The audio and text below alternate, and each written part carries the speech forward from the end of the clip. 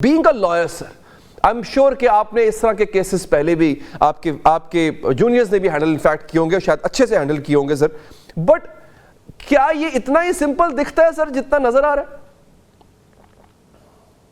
ہے؟ جی ایک بیوقوفانہ سی طوطا مینا کی کہانی ہے، کسی بہت ہی کم عقل شخص کی یہ اسکرپٹڈ ساری بات ہے. ظاہر ہے ایسا کچھ بھی نہیں ہوا. جس نے انتظار صاحب کو گرفتار کیا یا اغوا کیا، گرفتار تو غلط لفظ ہے، ہم سب جانتے ہیں کہ اغوا کار کون ہیں. اب یہ ریاست ہی بظاہر لگتا ہے کہ ایک اغوا کار ریاست بن چکی ہے. یہاں پہ اور کوئی قانون نہیں اور کوئی شرافت نہیں، کچھ بھی نہیں ہے. کسی کو بھی اٹھاؤ، اغوا کرو اور جتنا دل چاہے رکھو. عدالتیں بھی بے بس ہیں، عدالتوں کے سامنے ہم اٹھتے ہیں بیٹھتے ہیں، عدالت کسی کا بال بھی بیکا نہیں کر سکتی. اور اٹارنی جنرل کا کہ یہ کہہ دینا کہ وہ 24 گھنٹے میں رہا ہو جائیں گے، اس نے پوری جو بات تھی وہ کھول کے سامنے رکھ دی ہے. تو اب یہ بات کسی سے چھپی نہیں ہے کہ کیا ہوا. اور کوئی تاوان نہیں مانگا گیا خاندان سے، بالکل ایک پیسہ بھی کسی نے نہیں مانگا اس تمام عرصے میں. یہ صرف اور صرف ایک واقعہ پیدا کیا گیا ملک میں خوف پیدا کرنے کے لیے. عمران خان کی جو لیگل ٹیم ہے اس میں خوف پیدا کرنے کے لیے، اور ایک طرح سے تنبیہ دی گئی ہے ہم سب کو جو اس معاملے میں شامل ہیں، جو وکالت کرتے ہیں، جو قانونی معاونت فراہم کرتے ہیں، یا جو سیاسی طور پہ ان تمام معاملات سے منسلک ہیں. جی یہ پاکستان سلمان صاحب، اب یہ جو ان کا بیان ہے نظام پر حملہ ہے، اس پہ قانون کیا کر سکتا ہے؟ کیونکہ بیان پہ تو وہ اپنے قائم ہیں، وہ کہہ رہے ہیں جی مجھے اغوا کیا گیا اور وہ بولنے والے پشتو بولتے تھے، مجھے کچھ سمجھ نہیں آ رہی تھی وہ کیا کہتے تھے. ٹھیک ہے، نہیں وہ سب تو ٹھیک ہے. دیکھیں ان کو بالکل اغوا کیا گیا اور بولنے والے اغوا کرنے والے پشتو ہی بولتے ہوں گے، یہ سب باتیں تو ٹھیک ہیں، اس میں تو کوئی مسئلہ نہیں ہے نا. لیکن سوال تو یہی ہے کہ یہ اغوا کار کون تھے، کس کے کہنے پہ انہوں نے یہ سب کچھ کیا. وہ بات بالکل واضح ہے کہ انہوں نے یہ کوئی 2 کروڑ روپے کے لیے تاوان کے لیے ان کو اغوا نہیں کیا تھا. ان کو اغوا ایک مقصد کے لیے کیا گیا. جس طرح ان کو چھوڑا گیا وہ بھی ایک پلان کے تحت چھوڑا گیا. کوئی اس میں یہ ماننے کو تیار نہیں ہوگا کہ یہ اچانک ہی اغوا کار جا رہے تھے اور ان کی مدبھیڑ ہو گئی پولیس سے اور پھر وہ ٹہلتے ہوئے وہاں سے چلے گئے. یہ تمام تو سر اگر آپ یہ فرما رہے ہیں کہ ان کو چھوڑا گیا، تو سر پھر کیوں چھوڑا گیا ہوگا؟ اگر لیٹ سے جو آپ بات کر رہے ہیں اسی کو ایک دفعہ ہائپوتھیسس کے طور پہ لیا جائے تو کیوں چھوڑا گیا ہوگا پھر ان کو؟ لیکن چھوڑنا تو ہوتا ہی ہے نا. جب آپ کسی کو گم کرتے ہیں تو آپ کے پاس 2 ہی اس کے بعد راستے ہوتے ہیں. یا اس کو قتل کر دیں اور اس کی لاش کہیں دفنا دیں، یا مسخ شدہ لاش پھینک دیں، یا پھر آپ اس کو چھوڑ دیں. یہاں مقصد یہی تھا کہ آپ نے ڈرانا تھا، دھمکانا تھا، آپ نے ایک نشان عبرت بنانا تھا تاکہ اور لوگ جو ہیں وہ سہم جائیں، ملک سہم جائے، اور جو فسطائیت کی فضا قائم کی جا رہی ہے وہ مزید گہری ہو. وہ مقصد حاصل کرنے کی کوشش کی گئی ہے، اور میرا نہیں خیال وہ مقصد بھی حاصل ہوگا. یہ ایک مضحکہ خیز واقعہ تھا، افسوسناک واقعہ تھا، اور اس سے جو عوام اور ریاست کا رشتہ ہے وہ پہلے ہی میں سمجھتا ہوں بہت کمزور ہو چکا ہے، اس میں مزید دوری پیدا ہوگی. ٹھیک ہے. اچھا سر یہ بتائیے گا کہ بانی چیئرمین کے نئے اب احکامات کیا ہیں؟ ہاؤ ول یو ٹیک دس تحریک اینی فردر؟ کیونکہ خبریں یہ آ رہی تھی کہ مزید اگریسو کرنے کی بات. یہ بالکل جی دیکھیے، ہم 9 تاریخ کو ثوابی میں کر رہے ہیں ایک جلسہ، وہاں آگے کے لائحہ عمل کا اعلان ہوگا. اور یہ ایسا نہیں ہے کہ ہم چپ کر کے بیٹھ جائیں گے اور معاملات جو ہیں وہ کہیں رفع دفع ہو جائیں گے. مجھے ایسا ہوتا نظر نہیں آتا. ہمیں انسانیت کے لیے، شرافت کے لیے، آئین اور قانون کے لیے پوری قوم کو دعوت دینا ہے، اور وہ دعوت ہم دے چکے ہیں. آپ کے توسط سے آج بھی یہ دعوت دی جا رہی ہے کہ یہ ہو رہا ہے ہمارے ساتھ، یہ سب کے ساتھ ہو سکتا ہے. یہ کوئی صرف مخصوص نہیں ہے انتظار پنجھوتا کے لیے یا پی ٹی آئی کے لیے. یہاں جو بھی سر اٹھا کے جینے کی کوشش کرے گا اس کے ساتھ یہی ہوگا. تو کیا اس قسم کی زندگی آپ کو اور مجھے قبول ہے؟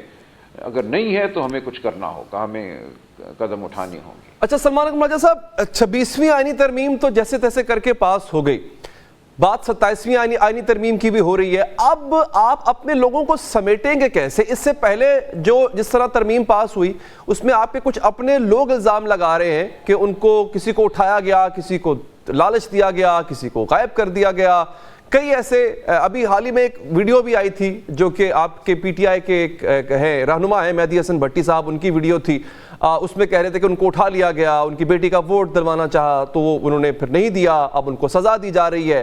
تو اب اگلی آئینی ترمیم کے لیے بھی اگر یہی کچھ ہوتا ہے تو لاہ عمل کیا ہوگا آپ کا؟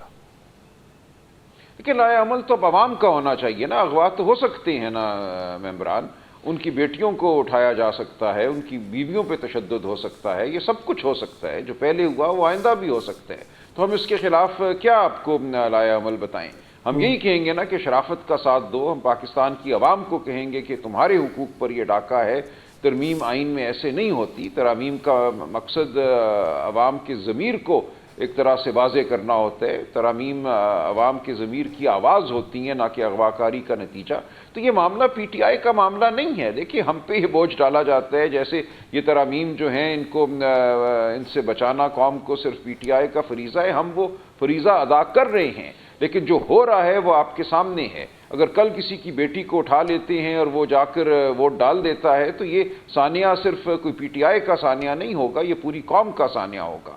تو اس معاملے پہ میں سمجھتا ہوں آپ کو، مجھے، ہر ایک کو اٹھنا ہوگا، ہر ایک کو آواز بلند کرنی ہوگی۔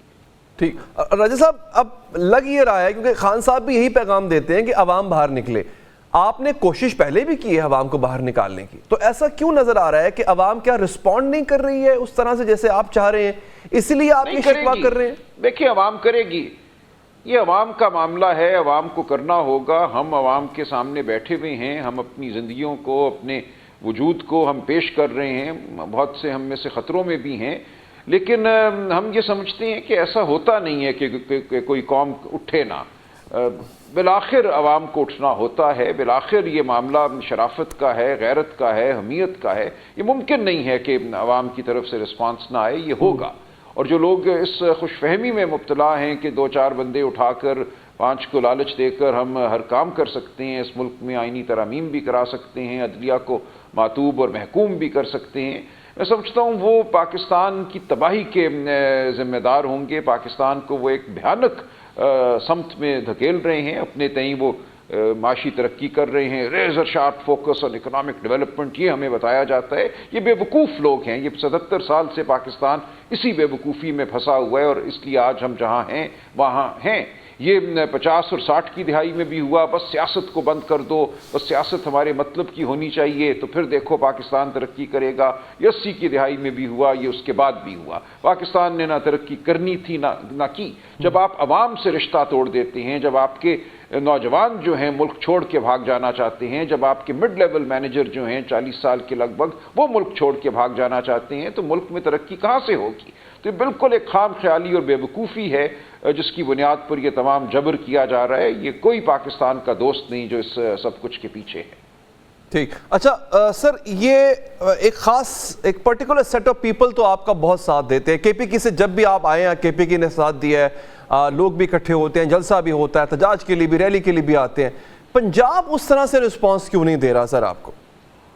تو آپ آئیے گا نا، آپ کیوں نہیں آتے؟ آپ اپنے آپ سے یہ سوال پوچھئے نا، میرا خیال ہے دے گا پنجاب رسپانس، ایسا نہیں ہے۔ میں آپ سے پوچھتا ہوں نا، آپ کیوں بیٹھتے ہیں؟ آپ کو اور مجھے کیوں استثناء حاصل ہے کہ ہم بس ٹی وی پہ بیٹھ کے تبصرہ کریں، تجزیہ کریں اور سڑک پہ نہ نکلیں؟ سڑک پہ نکلنے والے کون ہوتے ہیں؟ آپ کیوں نہیں ان میں شامل؟ یہ سوال اپنے آپ سے کیجیے آپ۔ نہیں sir, as a citizen of Pakistan, اور اس پہ ایک ایکسٹرا رسپانسبلٹی کے ایز اے جرنلسٹ، آپ کو یاد ہوگا سر یہ ایک ڈائسیکشن کی تھی ہم نے فارم 47-45 کے اندر، جو انہوں نے غلطیاں تو نہیں کہہ سکتے، جو اس کو فج کرنے کی کوشش کی تھی، اور خاص طور پہ آپ کے حلقے کی، آپ اس وقت میرے پروگرام میں موجود بھی تھے، تو ہم نے بتایا تھا کہ انہوں نے کہاں پہ نمبرز کو فج کرنے کی کوشش کی، اور وہ نظر آ رہا تھا کہ it's a deliberate effort to fabricate. دیکھیں میرے حلقے میں تو اتنی بے وقوف تو یہ ہیں، دیکھیں تمام جو منصوبہ ساز ہیں بنیادی طور پہ بے وقوف ہیں۔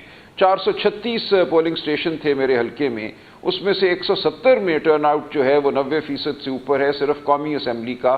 انہی پولنگ سٹیشنز پہ صوبائی اسمبلی کا جو ٹرن آؤٹ ہے وہ 40% ہے یا اس کے لگ بھگ ہے، اس سے کم ہے، اور انہی 170 پولنگ سٹیشنز پہ وہ 1,00,000-1,25,000 ووٹ جو ایکسٹرا ہیں وہ ڈالے گئے۔ باقی تمام پولنگ سٹیشنز پہ قومی اسمبلی، صوبائی اسمبلی دونوں کا ٹرن آؤٹ جو ہے 40% ہے۔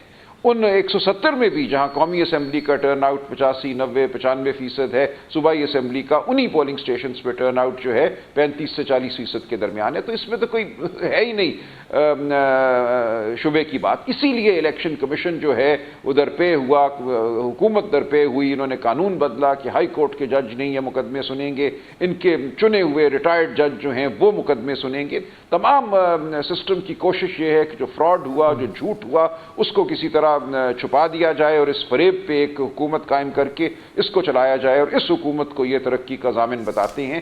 بے وقوفی در بے وقوفی ہے. ٹھیک ہے.